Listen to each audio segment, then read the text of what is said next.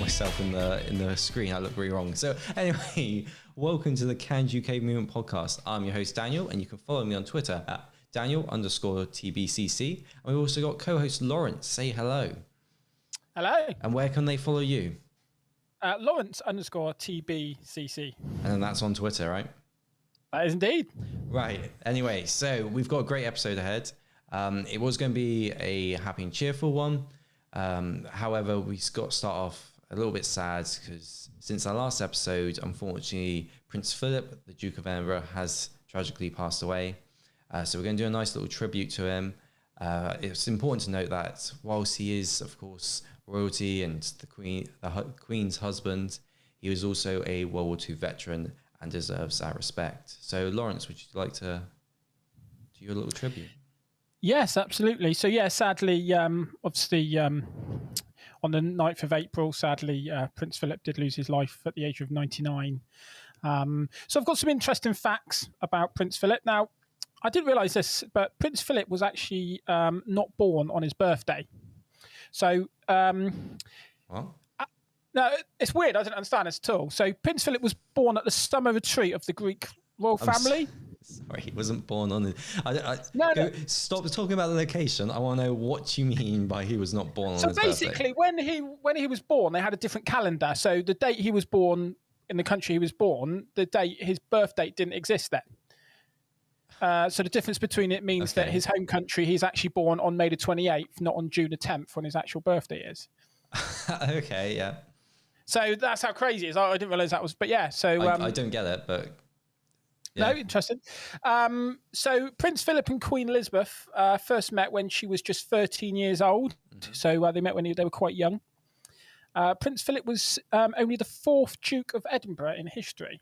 So, so I believe his son is now going to get that, isn't he? Yes. William takes over. That's hereditary, I believe. Yes.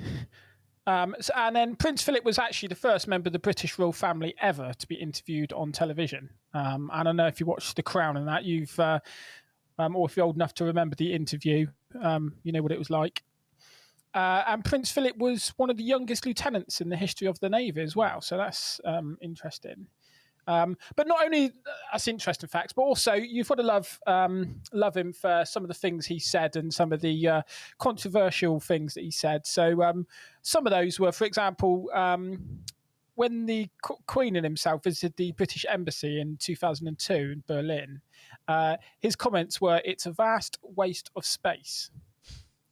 And then he lost his patience. I don't know if you remember this back in 2015 when they were having a photo taken. I think it was at the palace, and his words, "Just take the effing picture." Yeah.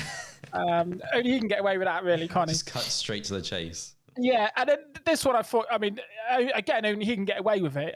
He told a 13-year-old boy, "You're too fat to be an astronaut," on a school visit in 2001. So it's motivation. Absolutely, yeah. And also his daughter, Prince Anne, it was well documented that she loved horses. And in 1970, Prince Philip addressed this and he said, "If it doesn't fart or eat hay, she isn't interested." So there's some interesting facts there and there's some funny facts. But he has stood by the Queen for over 74 years and was loved and cherished by so many. So our thoughts go out to the Queen and her family at this time. And absolutely. Yeah. He definitely earned my respect when I found out that at the age of 19 he gave up. Well, he didn't give up. He risked. He could have lived a nice life of royalty and luxury, but he risked all that to serve in the Allied army, in the Navy. Even though some of his family was serving for the Nazis, he decided to serve for the Allies, and I think that's something that does deserve a lot of respect.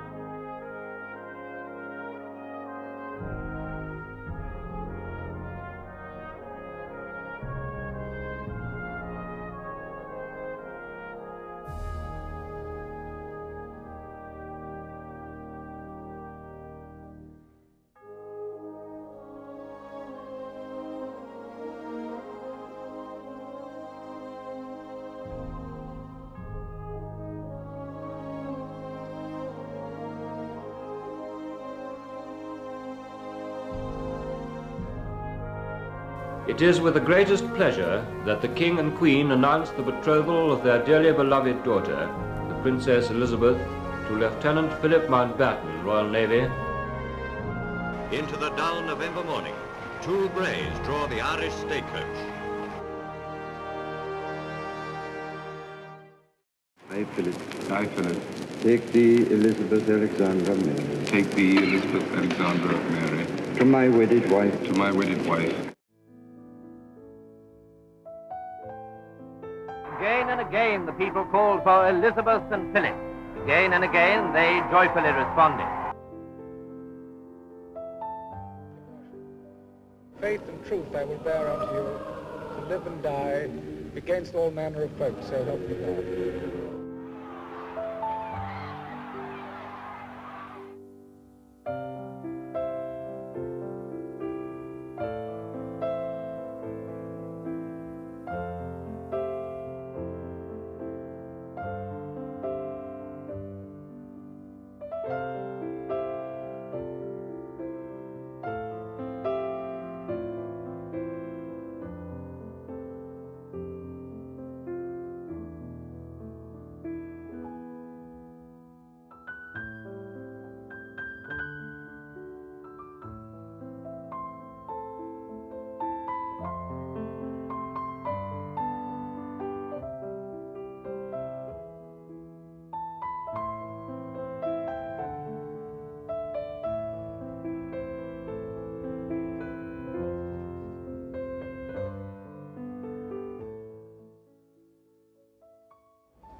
And still Prince William, with his head hung, walking next to his grandfather.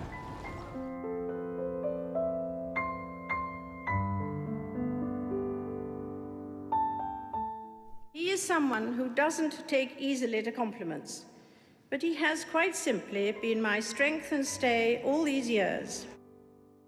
I've just done what I think is my best. I can't suddenly change my whole way of doing things. I can't change my interests. I can't change the way in which I react to things. That's part of, that's somebody's style, and it's too bad, lumpy.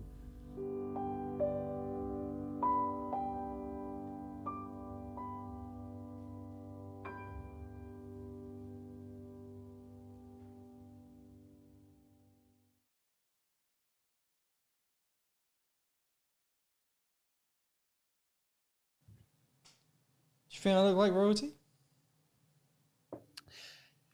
I think it would suit me having a crown. Yeah, absolutely. Yeah.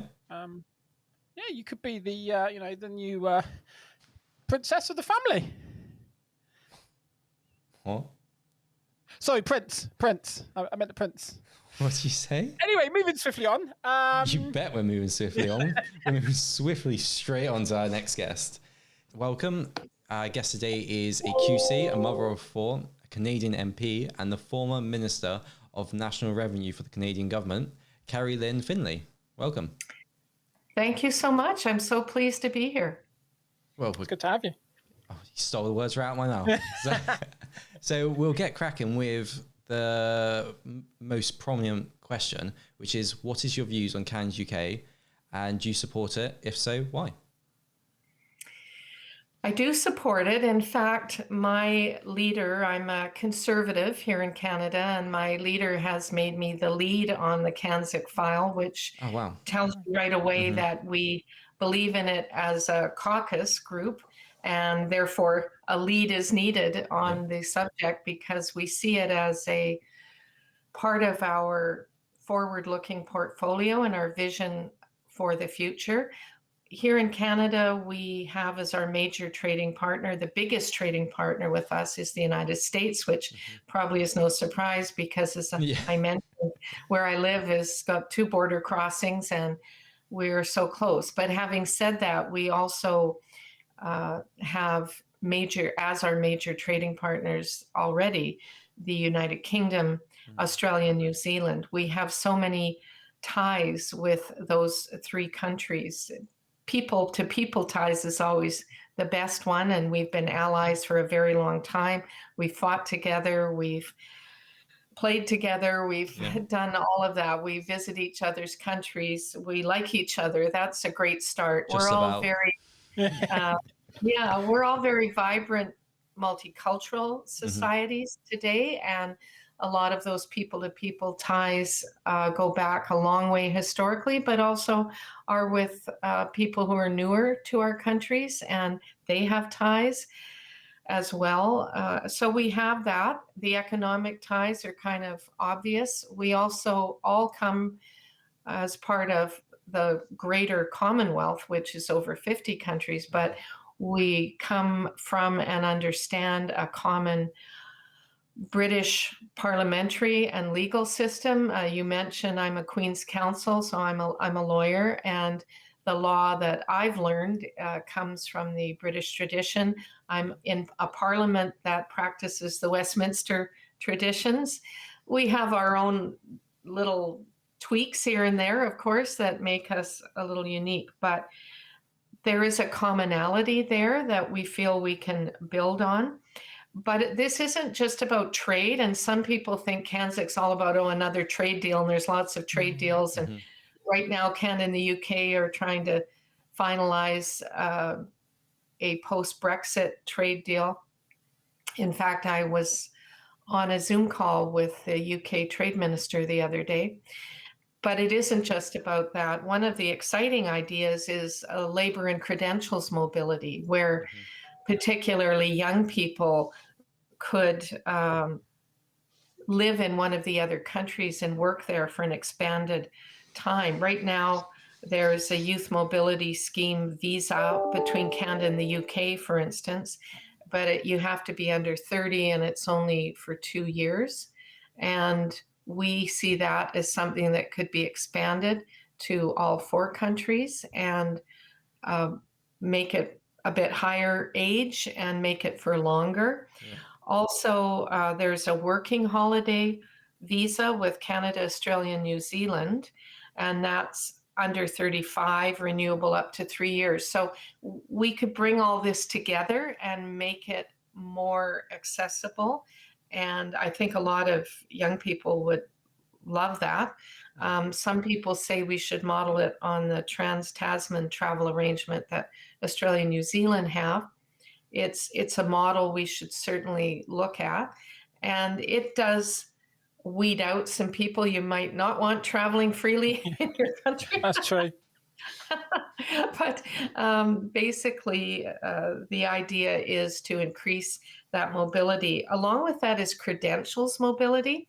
We have a lot of Canadians who study in the UK, Australia, and New Zealand who go to university there or who learn a trade there, or people from those 3 countries coming here to Canada doing the same thing. And we would like to see that they could then take their skills, whether they're like one of my brothers, a carpenter, or like me, a lawyer, and go to one of the other countries and be able to have their credentials accepted. Perhaps needing some regional upgrades or something, but a lot easier than it is now. Yeah, that's a really good one. I think it'd be great for all of us. Trade, of course, yes, we could make it even better, more cohesive between the 4 countries, to all our mutual benefits. Mindful that we have a lot of trade agreements now where we're either all part of it or some of us are part of it, like CPTPP, which is the Trans-Pacific Partnership, or the trade agreement with the UK I was just talking about. There's another sort of newish one from November that hasn't been ratified yet, which is called RCEP, the Regional Comprehensive Economic Partnership. Ooh, I haven't heard about that one. Yeah, it's a 15-member, 15-country new agreement, and it includes New Zealand and Australia. It includes other countries like Japan, South Korea, China. And the CPTPP is something the UK is hoping to join soon. But that doesn't mean that we can't do more between our 4 countries, particularly, and break down trade barriers. There's also some ideas that, we could be helpful to each other in defense, security, procurement. Before I became Minister of National Revenue, which is called the Exchequer there, I believe. Sounds much more posh than National Revenue. It's quicker to say as well. But before I was that, I was Associate Minister for Canada of National Defence. And so I was quite involved with national security issues, our Five Eyes partners, which again are UK, New Zealand, Australia, and the United States, but also on the procurement issues. These are huge dollars, huge numbers. And when you can do it and acquire the kit you need and the equipment you need through consortiums, that is often much more beneficial. So that's something we'd like to look at as well. So right now, as the lead, I am doing a lot of strengthening networks, making contact with leaders and policymakers in all three countries as a start.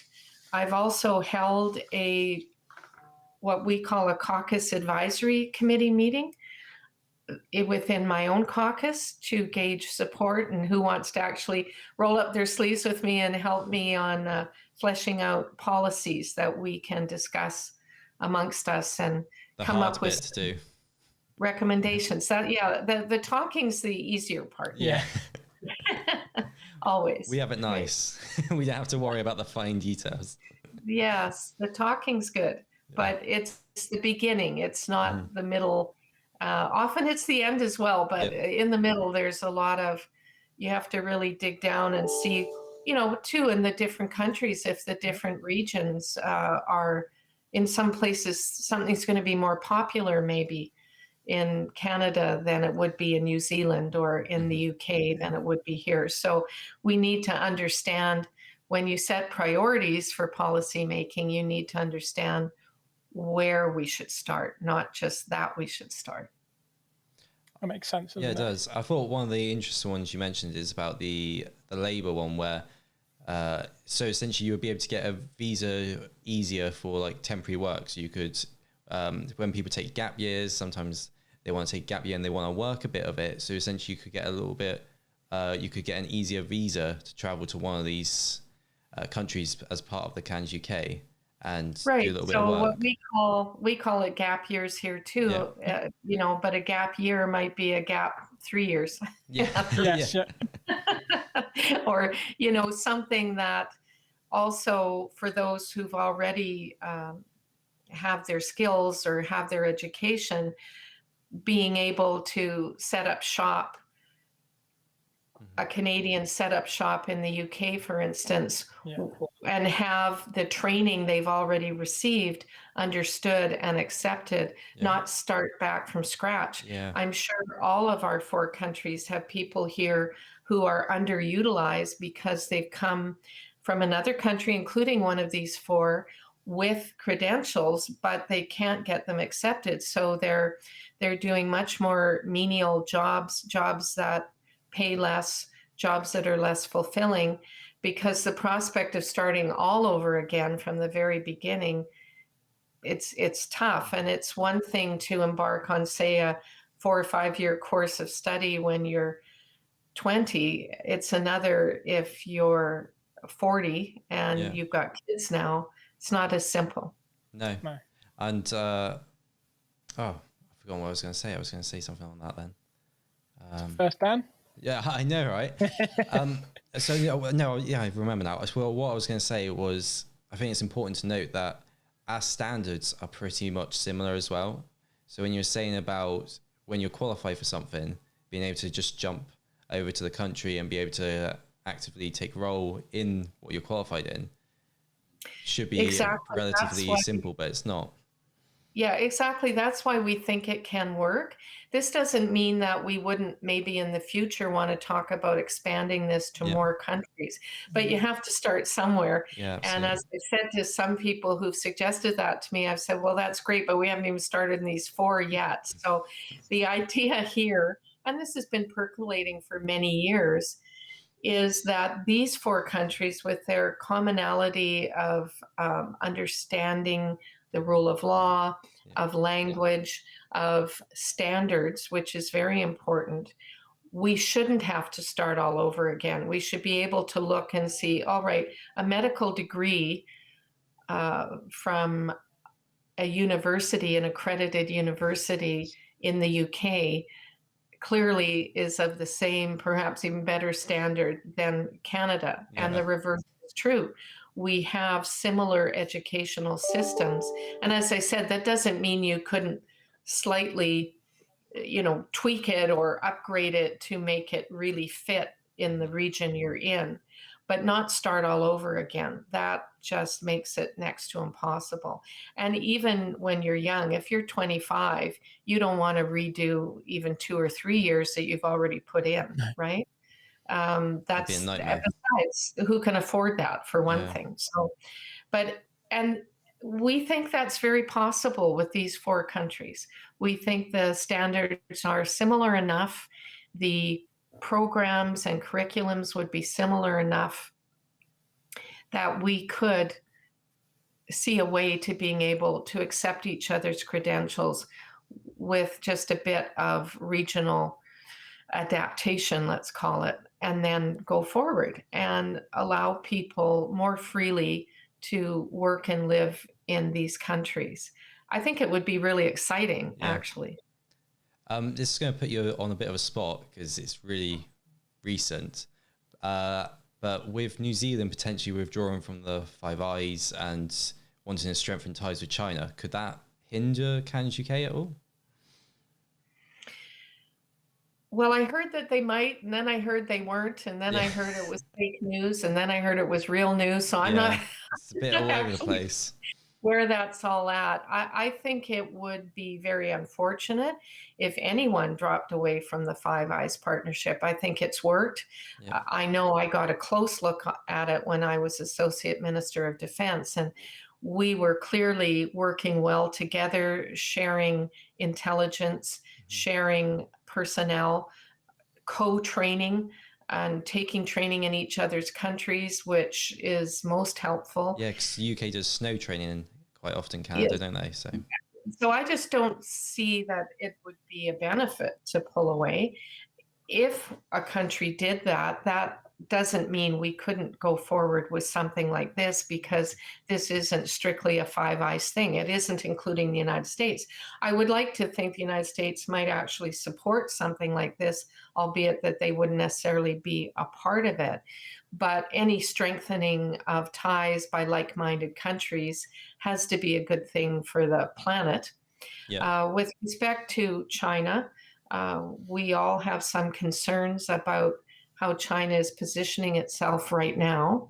And there is, I believe, always strength in numbers, that the more closely allied we can be with like-minded countries, free and democratic countries, countries who strongly believe in the dignity of the person and human rights and the rule of law and freedom, that is a good thing. Yeah. Absolutely. Yeah. So do you think with the current government, the Liberals, do you think it's possible to get CANZUK, or does it need to be a Conservative government? I can't answer that exactly because, of course, I'm not in their caucus. Yeah. I would say they haven't shown a particular interest in the concept or a focused interest, not as much as we as Conservatives have.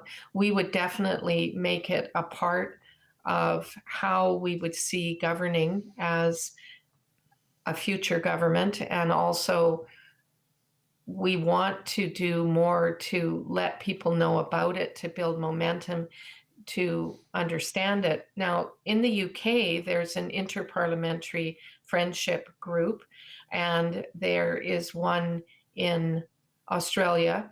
I believe they're working on one in New Zealand. So if we could see ourselves in the future doing this cross-party lines, we of course welcome that, because we do have other such interparliamentary friendship groups. And so the model already exists. but we don't want to wait around for the Liberal government to signal an interest. Yeah. We want to get on with it. And if they want to join in at some point, regardless of who's forming government at that time, then great. But we're not going to wait because they haven't shown that they're as keen as we are. No, I think that's pretty fair. Is that the sooner it can come in, the better. The longer we wait, the more it gets put off. We want to see the benefits as soon as possible. Laurence, and there are many benefits that are possible. So why not get going on that? Let's see what we can do here. And there seems to be building enthusiasm in all 4 countries for the concept. And part of that, I think, is what we were talking about at the beginning, the pandemic and what's happened with around the world with lockdowns. The whole world has taken a severe economic blow. Western nations and democratic nations are among those countries who are really feeling this. And we want small businesses to return. We want to be able to take our resources around the world to the countries that need it. And we want to see ourselves with a way to recover, not just say, hey, let's all get back to normal someday. That's really not good enough. We need to have action, not just words. We need to know how we can do that. And I think CANZUK is one of those ways. It's a way for Canada to diversify, and it is a way for us to look forward with some optimism that we can do some cool things together. As I say, not just trade, but procurement, as I mentioned, defense issues, some natural benefits that come just from aligning with other countries as a buffer to those who may not be as friendly to us. It is a way for us to reach prosperity faster. Of course, you could teach us ice hockey and we could teach you how to play football as well, couldn't we? Yeah. Absolutely, as long as by football you mean soccer. Yep. That's absolutely, I forget you call it soccer, American and Canadian football, which is, well, I'll make you feel better. My dad played professionally rugby football back in the day. And in those days, there was no forward pass. It was quite a different game. It was some combination of both rugby and football. But we've always seen soccer as a separate game. Although you do kick in it, therefore football is okay. Yeah, it does make sense. I never get that. But. Listen, you could teach us a lot about soccer. We need that here. And, we're very proud of our hockey. But sports, there you go. There's another place that the pandemic has hit so hard. And we all love to gather together. I come from a family of professional athletes, my dad, my brother, my nephew. And so it's even back at the grandparent.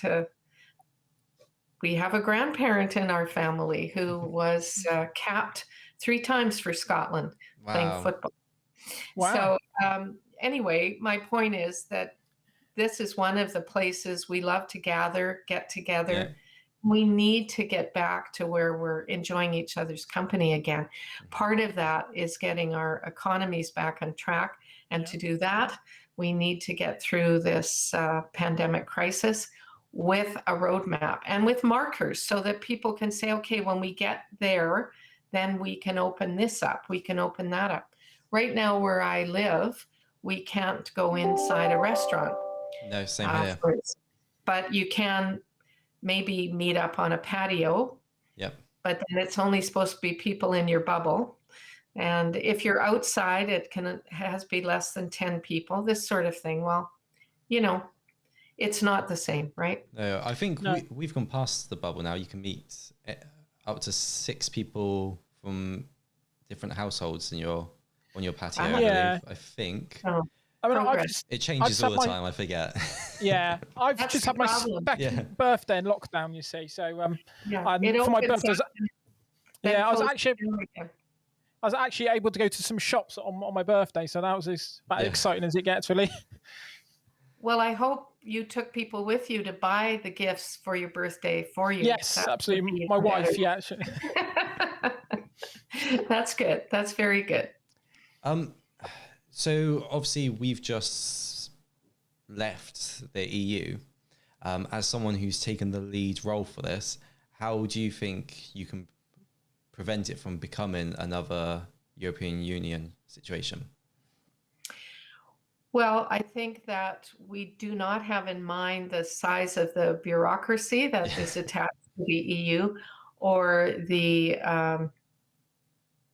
breadth of the EU, even to the point of, having EU courts and an EU parliament and things like that. So no elected officials whatsoever. I mean, our concept is this is percolating up from those who are elected now in the regular way, in the regular parliaments, taking the lead and helping develop policy and putting forward policy at that level. That's why we want to have interventions and participation by House of Lords, House of Commons, our Senate, as well as our members of Parliament. Obviously, we want to go, as I said, just from talking to action items where we're developing and implementing policy, but we have no appetite for a large separate bureaucracy. Other than the idea within government of having perhaps a secretariat devoted to CANZUK. As with any large project, and I've taken on a few in my lifetime, I know that you have to have people focused on that topic, focused on making that happen. Otherwise, can't be done. A big stuff gets in the way kind of thing. Project can't be done off the side of someone's desk. No. It just doesn't work. You need it set as someone's priority. Exactly. Yep. And we would like to have people in each country who have it as a focus and who are willing to take these discussions to the highest level. Nice. Laurence has been doing some research about you. I believe he's got an interesting question. Don't say it in a scary way. A scary one. Okay, yes. We'll go for it. Bear with me with this question. It's a bit of a mouthful. So whilst researching you, I see you've had an extensive... All right. I see you've had an extensive career in the legal system, haven't you? And you've been a member of the Canadian Bar Association, holding various positions, including the national chair of the Constitutional Law Section and a member of the National Task Force on the Court Reform in Canada. And also you've been on the Human Rights Tribunal, isn't it? If I've got that correct. That's true. So much more as well, but I'm trying to fill up a page. We don't have enough time to go through it all. No. So my two-part question really is, one, what made you become a QC and get into law? And two, why did you make the decision to move into politics? Okay, and with that, I think that'll be my swan song because I have to go to another Zoom meeting after this. I was a very good student, and I was one of 6 kids. And I think my mother put all her hopes and dreams for a university education into me because my older siblings weren't as interested as I was. And she thought that for a woman, that the law would be a good career. Now, that's interesting because my mom was a stay-at-home mom. My dad was an electrician. And my mom, however, was a great reader. And I think she had enough vision into the future. She could see a time where more women would be in law. When I went through, there was one woman in our Supreme Court. There was one bencher of the Law Society was a woman. Right. There were very few women. And in my graduating year, 18% were women in my class. Now, one of my daughters, I have 2 daughters in law school right now, and a son who's a lawyer, and a daughter who's a counselor. Yeah. But my daughter, my middle daughter, it's 62% women in her law class. Wow. Well, that's so different from my experience, right? And then when I got out into the law profession, I liked it. I worked hard. And over the years, however, felt that just working in what I call a box in the sky wasn't enough for me. I'm quite an extrovert, as you may have already figured out. And I like to be around people. I like to help people. So I did civil litigation, which included a lot of family law, employment law, what we call sort of personal services law. But you're only working one client at a time. I got involved in the Bar Association because that gave me a network of people in my profession, all wanting to do more, help the community, help law reform, look at bigger professional issues. And I became the president of the BC branch, that's my province, of the Canadian Bar Association. And I took on a lot of national roles as well. It was a wonderful experience. I worked with colleagues extensively, got to know my country by attending meetings and going to be part of bar activities right across the country. Also, it's a bilingual organization, so I guess that set me up well for Parliament, because here, of course, we have two official languages, French and English, and our Parliament is completely bilingual with simultaneous translation at all committees. The law, of course, is about applying the law. And after many years doing it, I became a lawyer at 23. I decided I would like to be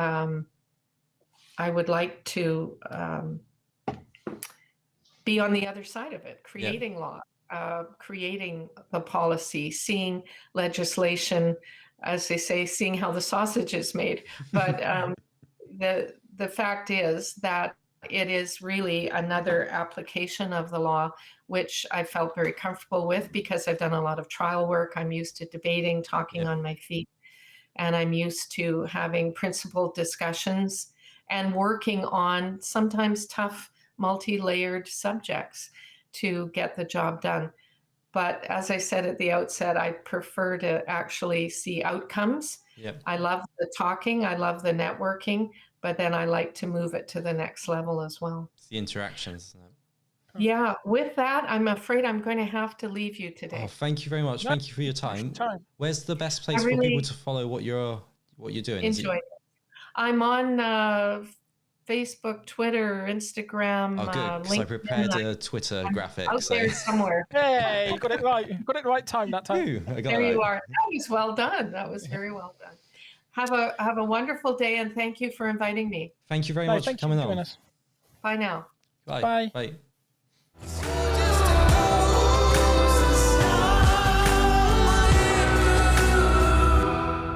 Well, that was a fantastic interview. Yeah. It's a shame it's a shame she had to leave. Yeah, just trying my hardest.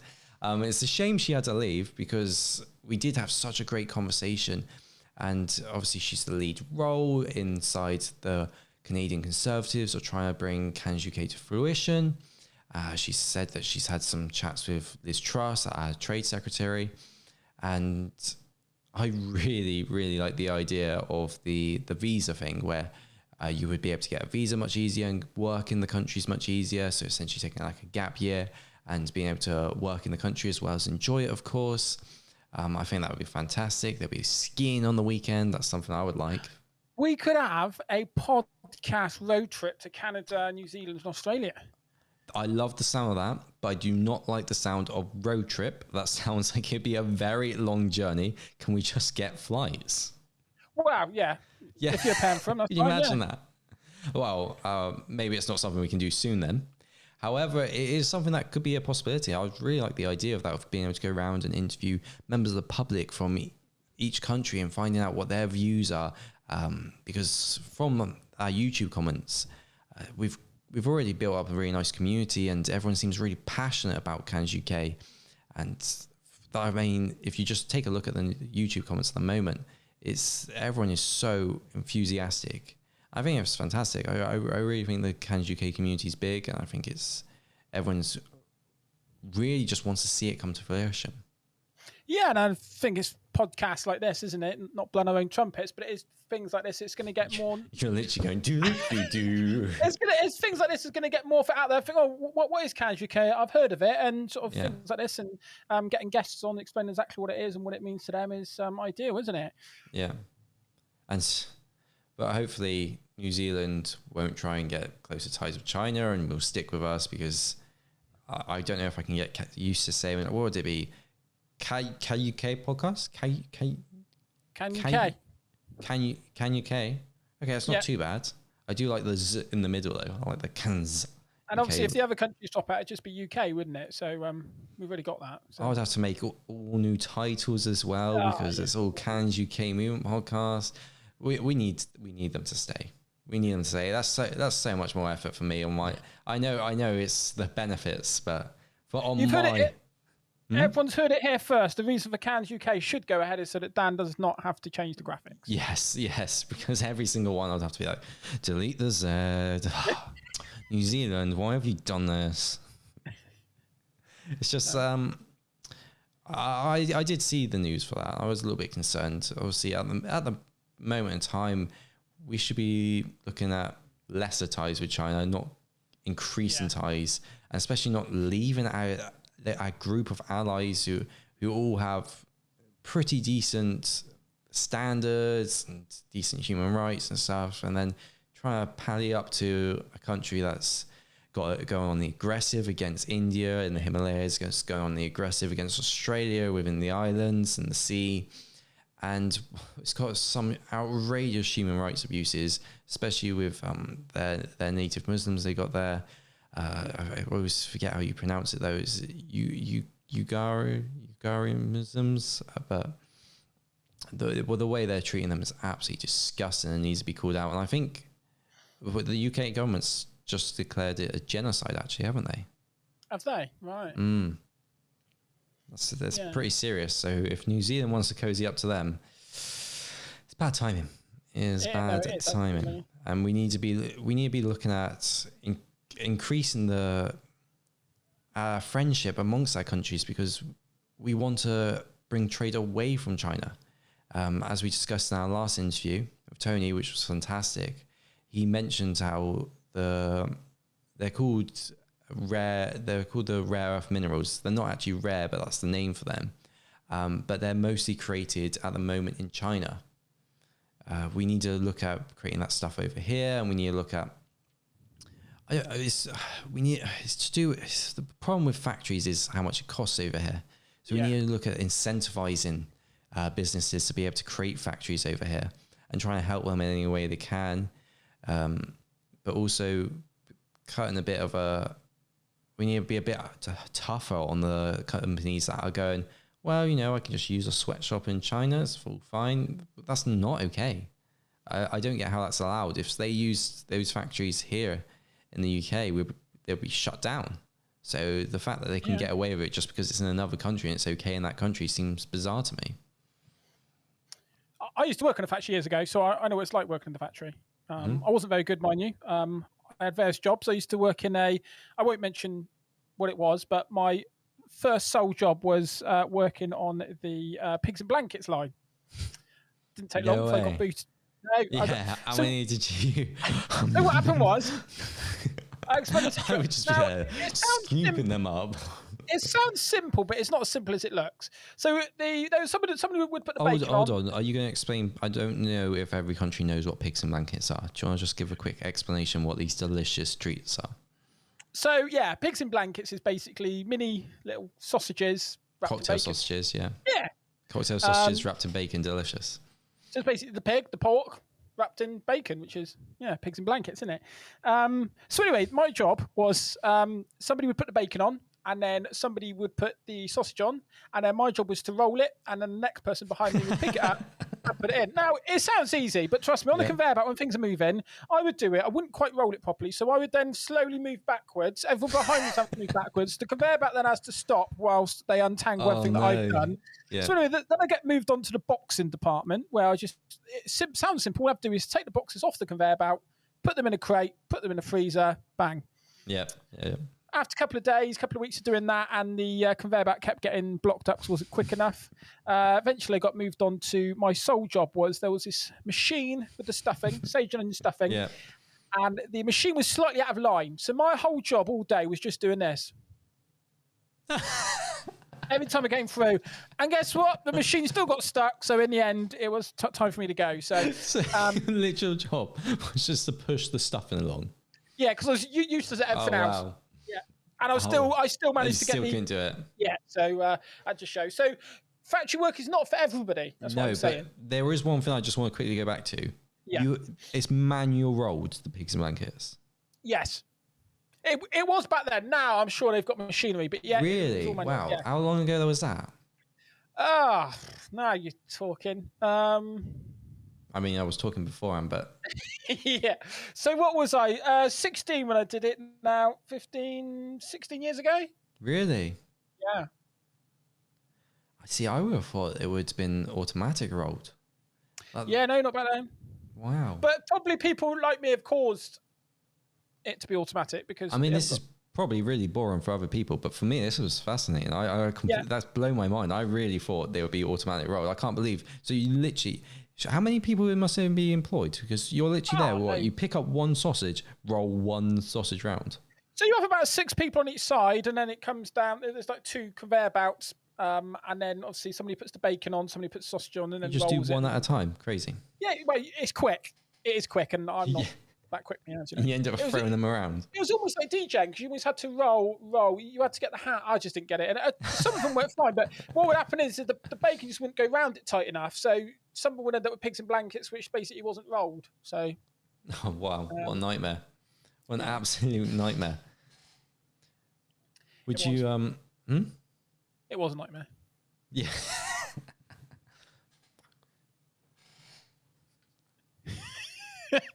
I know.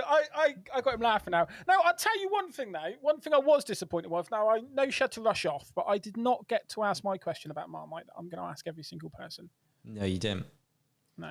I was going to do it. I was going to say, can I ask you one more question? But then she sort of went off. So maybe we'll have to have her on. I stole the last point, didn't I? Because I asked where people can follow what she's up to on. You did. And I was, I guess realistically, that's probably more important than whether she likes Marmite or not. But yeah. If someone comes on, we owe them a little bit of promotion as a thank you.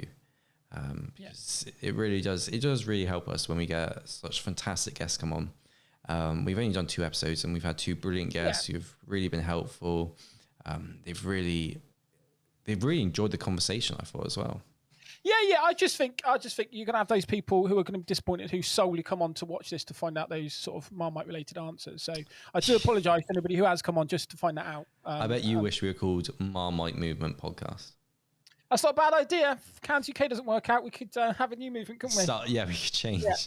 I don't know if people would be very interested. Maybe half the population.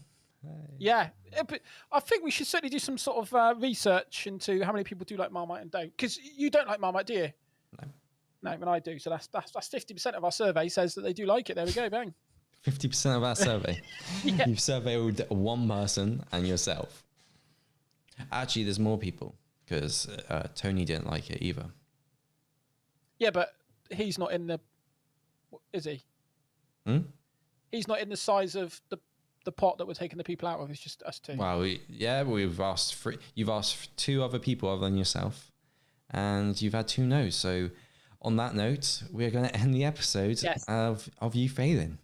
So yes, this has been Daniel, and it's been Laurence, and it's been the CANZUK UK Movement Podcast, and we'll see you around next time. Bye.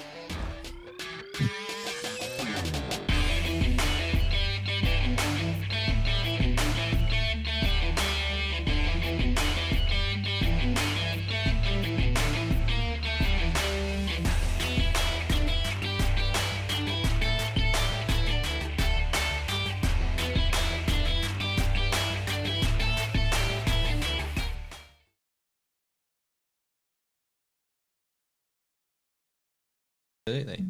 So I'm talking to you from British Columbia in the most southwestern corner of British Columbia, oh really? Canada. And so I live in a border riding. We have 2 borders into the United States, which are pretty much closed except to essential travel. And we're right on the water. And it's a beautiful part of the world here. So I'm happy to be joining you. And this painting behind me is kind of a stylized version of what it looks like down there. Oh, wow. That's an amazing painting. Yeah, it's kind of cool. Got our White Rock Pier here and our and some boats in the harbor with First Nations logos on them. And I think what's nice to see is a river that hasn't got trolleys floating in them, like it has here in England. It's quite... Most of our rivers have got some sort of shopping trolley floating in them where somebody's dumped it. So it's quite nice to see that in a photo. It's a bit of a shame.